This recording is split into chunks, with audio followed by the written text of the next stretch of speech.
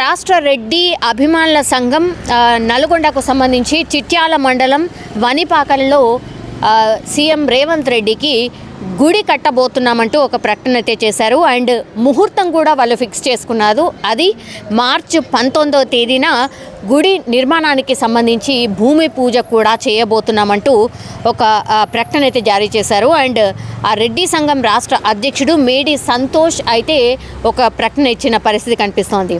So ఇదంతా కూడా ఎవరు టేకప్ చేస్తున్నారు అంటే మనందరికీ తెలుసు, చామల కిరణ్ కుమార్ రెడ్డి ఆల్రెడీ కాంగ్రెస్ పార్టీకి సంబంధించిన సీనియర్ లీడర్ అండ్ నల్గొండకు సంబంధించిన నాయకులే కాబట్టి ఆయన ఆధ్వర్యంలోనే ఇదంతా కూడా జరుగుతుంది అన్నటువంటి మాట కూడా చెప్తున్నారు.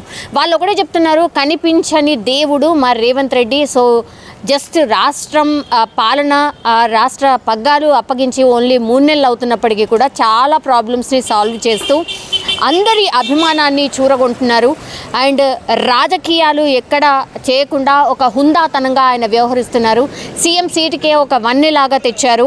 అండ్ చాలామంది అంటే 6 గ్యారంటీలు ఏవైతే ప్రామిస్ చేశారో ఆ దిశగా ఒక ప్రయత్నం అయితే జరుగుతుంది. కాబట్టి ఈ అభిమానాన్ని ఎక్కడ కూడా మేము తగ్గించుకోకుండా డెఫినెట్లీ ఆయనకు గుడి కట్టి మేము ఆయన మీద ఉన్నటువంటి అభిమానాన్ని చాటుకోబోతున్నాము అన్నటువంటి మాట కూడా చెప్తున్నారు.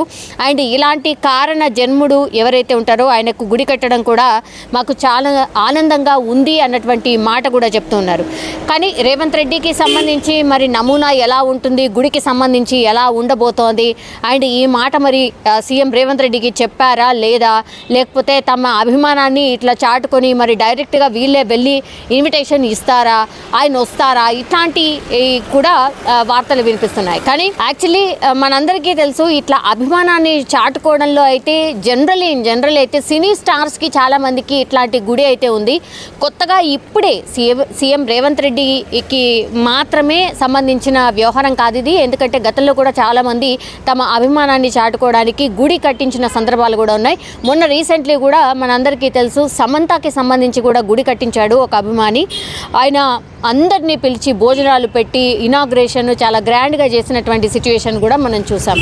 సో సినీ తారలకు ఇన్ జనరల్ ఖుష్బూ కావచ్చు, లేదంటే నయనతార కావచ్చు, లేదంటే ఇప్పుడు నేను చెప్పినటువంటి సమంత కావచ్చు, ఇట్లాంటి సినీ స్టార్స్కి చాలామందికి అయితే గుడి కట్టించిన సందర్భాలు మనం అందరము చూసాం. కానీ రాజకీయ నాయకులకు సంబంధించి కొంత తక్కువగానే ఉంటాయి.